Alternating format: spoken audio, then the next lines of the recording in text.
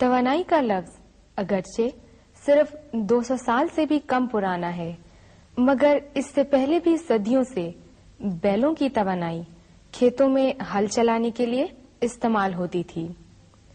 آگ نہ صرف کھانا پکانے کے لیے بلکہ گھروں کو گرم رکھنے کے لیے بھی استعمال کی جاتی تھی۔ دن کے دوران سورج کی بے پناہ حرارت زمین کو گرمی اور زندہ چیزوں کو توانائی باہم پہنچاتی ہے، فصلوں اور پھلوں کو پکاتی ہے۔ عزیز طلباء، انسان نے آہستہ آہستہ محسوس کیا کہ یہ تمام مظاہر ایک ہی چیز کی مختلف اشکال و اقسام ہیں، جس کو اس نے توانائی کا نام دیا۔ توانائی کی تعریف کچھ یوں کی جا سکتی ہے: کسی جسم کے کام کرنے کی صلاحیت کو توانائی یا انرجی کہتے ہیں۔ توانائی کی پیمائش کام ہی کی اکائیوں سے کی جاتی ہے، لیکن یہ کام وہ نہیں جو ہم روزمرہ کی گفتگو میں استعمال کرتے ہیں۔ جس طرح اگر کوئی پڑھ رہا ہو تو ہم کہتے ہیں کہ وہ کام کر رہا ہے، یا اگر کوئی ہمارے پاس آئے تو ہم اس سے پوچھتے ہیں کہ وہ کس کام سے آیا ہے۔ طبیعت کی اصطلاح میں کام ایک مخصوص معنی رکھتی ہے۔ طبیعت کی اصطلاح میں کام اس وقت ہوتا ہے جب کوئی قوت کسی جسم پر عمل کرے اور اس میں حرکت پیدا کرے۔ مثال کے طور پر یہ کرین بھاری وزن اٹھا رہی ہے اور ایک جگہ سے دوسری جگہ رکھ رہی ہے، تو یہ کام کر رہی ہے کیونکہ قوت بھی لگا رہی ہے اور قوت کی سمت میں فاصلہ بھی طے ہو رہا ہے۔ یہ مزدور ایک جگہ پر اینٹیں اٹھا کر کھڑا ہوا ہے، تو آپ کہیں گے کہ وہ کام کر رہا ہے، مگر طبیعت کے حوالے سے وہ کام نہیں کر رہا، کیونکہ وہ قوت تو لگا رہا ہے مگر اس قوت کی وجہ سے مزدور متحرک نہیں ہے۔ لیکن اب یہی مزدور اینٹیں اٹھا کر ایک جگہ سے دوسری جگہ پر جا رہا ہے، تو اب ہم کہتے ہیں کہ طبیعت کی رو سے یہ کام ہو رہا ہے، کیونکہ قوت بھی لگ رہی ہے اور قوت کی سمت میں فاصلہ بھی طے ہو رہا ہے۔ اسی طرح یہ انجن جو کہ ٹرین کو کھینچ رہا ہے تو یہ بھی کام کر رہا ہے، کیونکہ انجن قوت لگاتے ہوئے ٹرین کو حرکت میں لا رہا ہے اور ٹرین حرکت کر رہی ہے۔ اس طرح سے قوت کی سمت میں فاصلہ بھی طے کر رہی ہے۔ عزیز طلباء، ان مثالوں سے آپ سمجھ گئے ہوں گے کہ طبیعت کی اصطلاح میں کام اور عام فہم زبان میں کام کے معنی مختلف ہیں۔ کام کی تعریف ہم کچھ یوں کر سکتے ہیں: جب قوت کسی جسم پر عمل کرتی ہے تو اس میں حرکت پیدا ہوتی ہے اور وہ جسم کچھ فاصلہ قوت کی سمت میں طے کرتا ہے۔ اس کو حسابی شکل میں اس طریقے سے لکھا جا سکتا ہے کہ W = F × S۔ یہاں پر W ورک کو ظاہر کرتا ہے، F قوت یعنی فورس کو ظاہر کرتا ہے، اور S قوت کی سمت میں طے کردہ فاصلے کو ظاہر کرتا ہے۔ یعنی کام کی پیمائش قوت اور قوت کی سمت میں طے کردہ فاصلے کے حاصل ضرب سے کی جاتی ہے۔ عزیز طلباء، اکثر اوقات یہ دیکھا جاتا ہے کہ قوت اور طے کردہ فاصلہ دونوں مخالف سمت میں ہوتے ہیں۔ جیسا کہ آپ اس کھلونے کو دیکھیے، اس کو رسی کی مدد سے کھینچا جا رہا ہے۔ اگر آپ اس کی حرکت کا مشاہدہ کریں تو آپ دیکھتے ہیں کہ قوت رسی کی سمت میں لگ رہی ہے، جبکہ کھلونا ٹیبل کے ساتھ حرکت کر رہا ہے۔ یعنی قوت اور طے کردہ فاصلہ دونوں مخالف سمت میں ہیں، لیکن یہ ہمارا سطحی مشاہدہ ہے۔ اصل صورتحال اس سے مختلف ہے۔ ہم قوت کو دو حصوں میں تقسیم کرتے ہیں۔ ایک حصہ عمودی ہے یعنی ورٹیکل، اور دوسرا افقی یعنی ہاریزونٹل ہے۔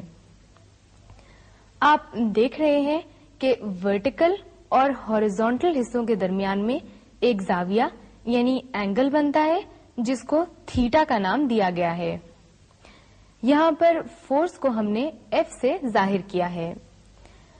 काम की मिकदार मालूम करने के लिए फोर्स का वो हिस्सा लिया जाता है जो हरकत की सिमत में हो। यहाँ पर फोर्स का हिस्सा हॉरिजॉन्टल यानी AB हरकत की सिमत में है। आइए अब AB को मालूम करते हैं। आप देखिए कि अगर पॉइंट C से एक लाइन खींची जाए तो हमारे पास एक राइट एंगल ट्रायंगल बनता है। इसकी मदद से हम AB को निकाल सकते हैं कि AB डिवाइडेड बाय AC कायदा डिवाइडेड बाय वितर के बराबर होता है, जो कि cos थीटा के बराबर है।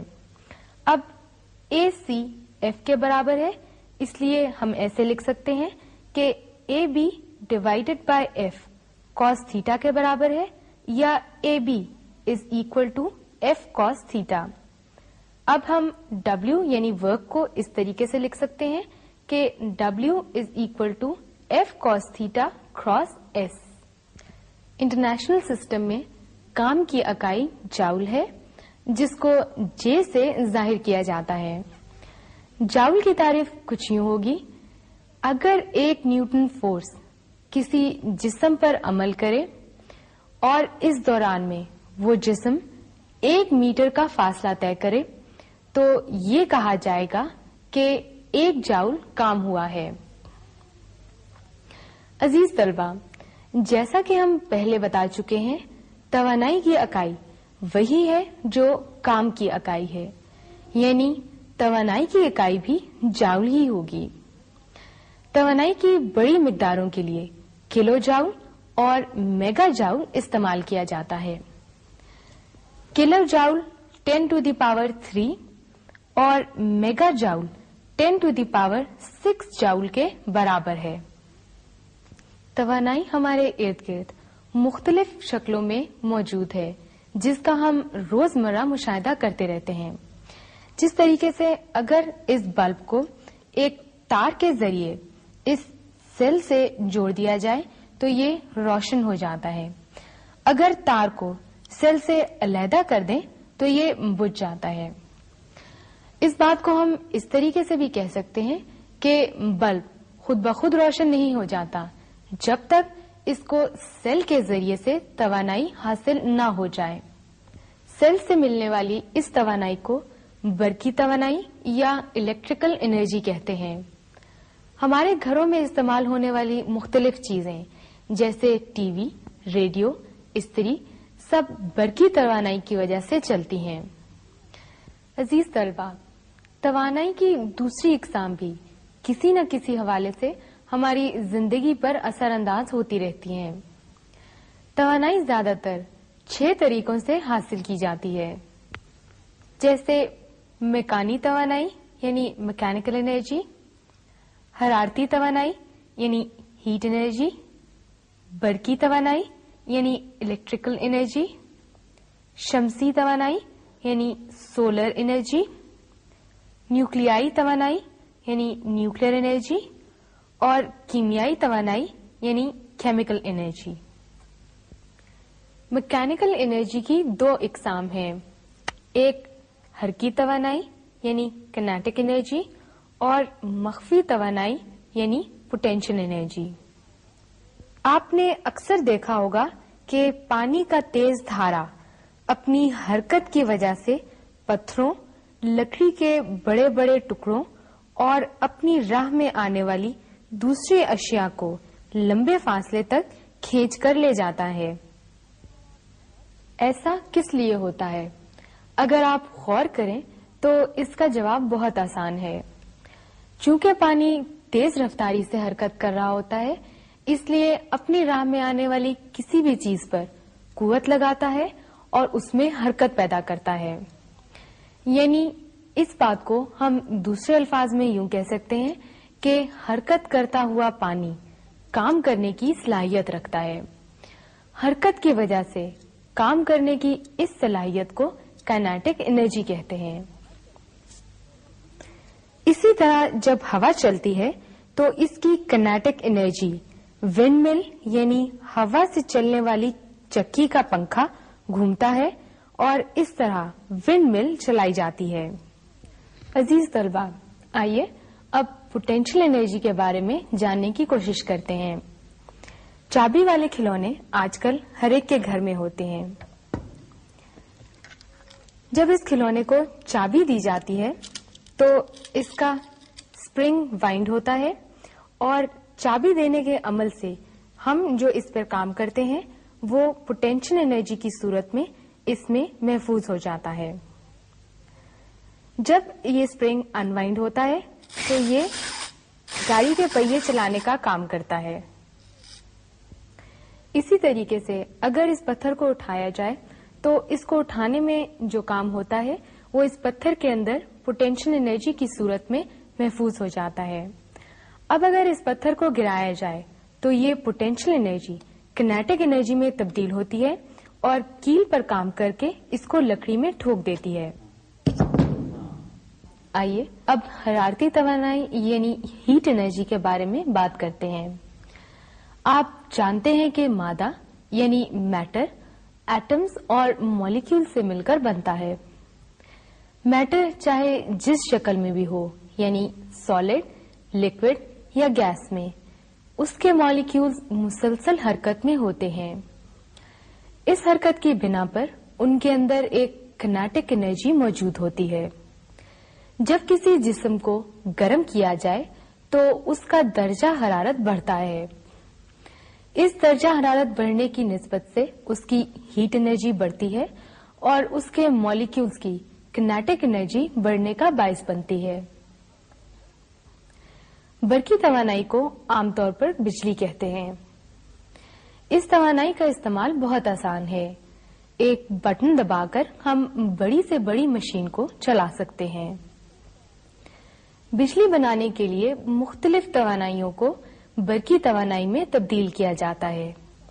ہمارے ملک پاکستان میں برقی توانائی پانی کے ذریعے حاصل کی جاتی ہے۔ آئیے اب ہم آپ کو منگلا ڈیم لیے چلتے ہیں جہاں پر بجلی پروڈیوس کی جاتی ہے۔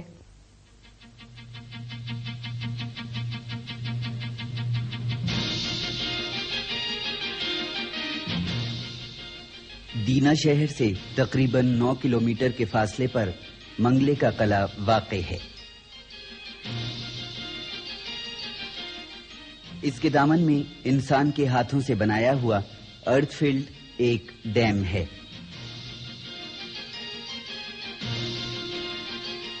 جس کی وجہ سے یہاں پر ایک خوبصورت جھیل بن گئی ہے۔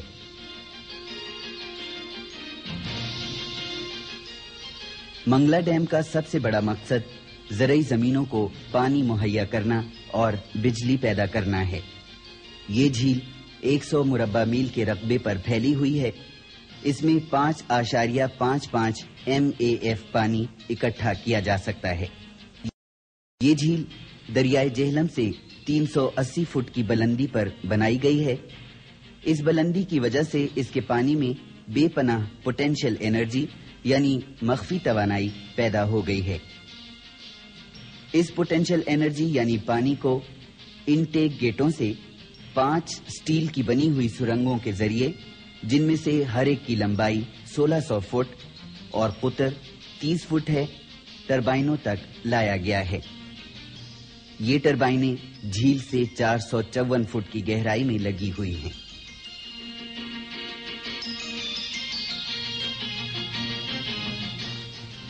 ہر ایک سرنگ آگے آ کر 2 حصوں میں تقسیم ہو جاتی ہے، جس کو وائی برانچ کہتے ہیں۔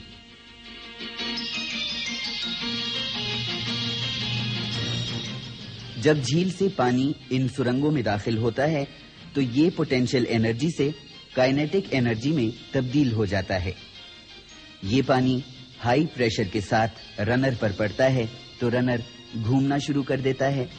یہ وہ اصل رنر ہے جس پر پانی کائنیٹک انرجی کی صورت میں گرتا ہے۔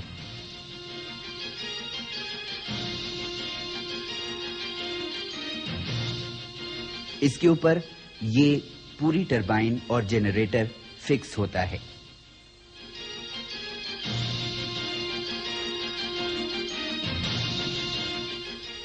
منگلا میں بجلی پیدا کرنے کا یہ ایک ماڈل ہے۔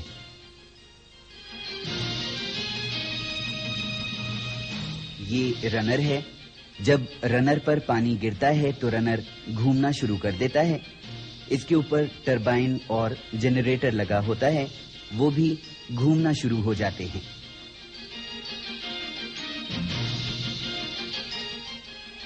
اس کی سپیڈ تقریباً 160.7 راؤنڈ فی منٹ ہوتی ہے. اس کی وجہ سے بجلی بننا شروع ہو جاتی ہے.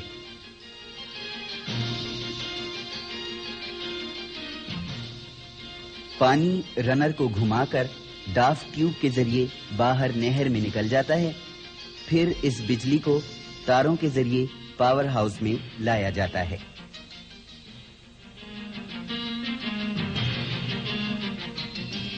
یہ پاور ہاؤس کا کنٹرول روم ہے, جہاں پر مختلف میٹر لگے ہوئے ہیں. ان کے ذریعے مختلف معلومات حاصل ہوتی رہتی ہیں. یہ پانی کے بہاؤ کا میٹر ہے. اس وقت ایک سرنگ میں سے تقریباً 3300 کیوسک پانی گزر رہا ہے. یہ رنر کی سپیڈ کا میٹر ہے. اس وقت رنر یا ٹربائن کے گھومنے کی سپیڈ 160.7 راؤنڈ فی منٹ ہے. ٹربائن نمبر 5 100 میگا واٹ بجلی پیدا کر رہی ہے. اس وقت Mangla power house 800 mega what بجلی پیدا کر رہا ہے. بجلی کی فریکوینسی 50 سائیکل فی سیکنڈ ہے.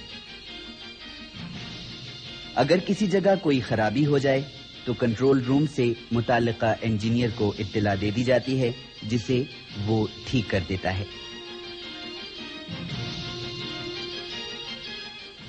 یہاں سے بجلی گرڈ اسٹیشنوں کو مہیا کی جاتی ہے. پھر بجلی تاروں کے ذریعے مختلف شہروں اور دیہاتوں میں سپلائی کی جاتی ہے, جہاں اسے گھروں اور کارخانوں میں مختلف مقاصد کے لیے استعمال کیا جاتا ہے.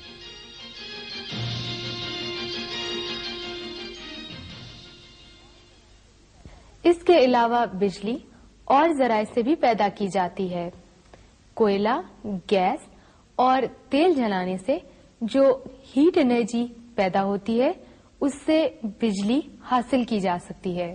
سولر انرجی سورج کی شعاؤں سے حاصل ہوتی ہے. روزانہ ہم سورج کو طلوع ہوتے دیکھتے ہیں, جو کہ سارا دن روشنی کی صورت میں اپنی توانائی تمام اطراف میں پھیلاتا ہے. خیال کیا جاتا ہے کہ سورج کے اندر کا درجہ حرارت 1,50,00,000 سینٹی گریڈ ہے. اگرچہ انسان صدیوں سے زمین کو پہنچنے والی توانائی کو اپنی مختلف ضرورتوں کے لیے استعمال کرتا آ رہا ہے, لیکن دور جدید میں انسان نے اس توانائی کو زیادہ بہتر طور پر استعمال کرنے کے طریقے دریافت کر لیے ہیں. سورج کی پھیلی ہوئی شعاؤں کو بڑے بڑے کروی آئینوں یعنی سفیریکل مررز کے ذریعے ایک جگہ مرکوز کیا جاتا ہے. پھر اس کو حرارتی توانائی یعنی ہیٹ انرجی یا الیکٹریکل انرجی میں تبدیل کیا جاتا ہے. سولر سیل جدید دور کی مثالی ایجاد ہے. جب اس سیل پر سورج کی شعائیں پڑتی ہیں تو یہ سولر انرجی کو الیکٹریکل انرجی میں تبدیل کر دیتا ہے. سولر سیل مصنوعی سیاروں یعنی سیٹلائٹس کے برقی نظام کو چلانے سے لے کر گھڑیوں اور کیلکولیٹر وغیرہ میں استعمال ہوتے ہیں. سولر پینل کے ذریعے پانی کے بڑے بڑے ذخیروں کو گرم کیا جاتا ہے, جن کو مختلف مقاصد کے لیے استعمال کیا جاتا ہے. توانائی کی ایک اور قسم کیمیائی توانائی یعنی کیمیکل انرجی ہے. کیمیکل انرجی کیمیائی مرکبات یعنی کیمیکل سے حاصل کی جاتی ہے. کیمیائی تعامل یعنی کیمیکل ری ایکشن سے جو کیمیکل انرجی ملتی ہے وہ ہم بجلی کی صورت میں حاصل کرتے ہیں. کیمیکل ری ایکشنز میں حصہ لینے والے کچھ کیمیکلز زنک، امونیم کلورائڈ، مرکری، نکل، کیڈیم اور مختلف قسم کے تیزاب ہیں. کیمیکل انرجی حاصل کرنے کا سب سے مشہور آلہ بیٹری ہے.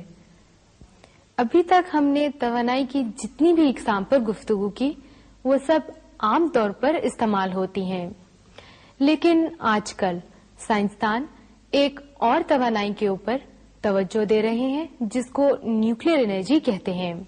اس کی بنیاد مشہور سائنسدان آئنسٹائن کا نظریہ اضافت ہے، جس کے مطابق مادہ توانائی میں تبدیل ہو سکتا ہے اور توانائی مادے میں۔ اس طرح اس نے یہ ثابت کیا کہ مادہ اور توانائی ایک ہی چیز کے دو نام ہیں۔ چنانچہ اس نظریے کے مطابق مختلف ری ایکٹر بنائے گئے جہاں مادہ کو توانائی میں تبدیل کر کے توانائی کی بڑی مقدار بجلی کی شکل میں حاصل کی جاتی ہے۔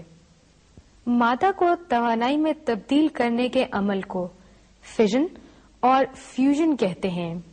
سورج سے ملنے والی بے پناہ توانائی بھی فیژن اور فیوژن ہی کے مرہون منت ہے۔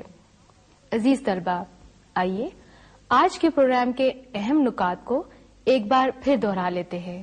توانائی یعنی انرجی، کسی جسم میں کام کرنے کی صلاحیت کو توانائی کہتے ہیں۔ جب قوت کسی جسم پر عمل کرتی ہے تو اس میں حرکت پیدا ہوتی ہے اور وہ جسم کچھ فاصلہ قوت کی سمت میں طے کرتا ہے۔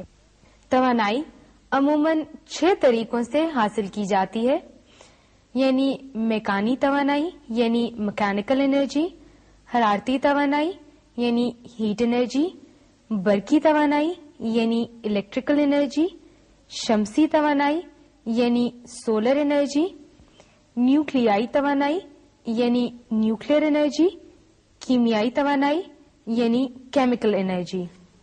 میکینیکل انرجی کی 2 قسمیں ہیں، حرکی توانائی یعنی کینیٹک انرجی اور مخفی توانائی یعنی پوٹینشل انرجی۔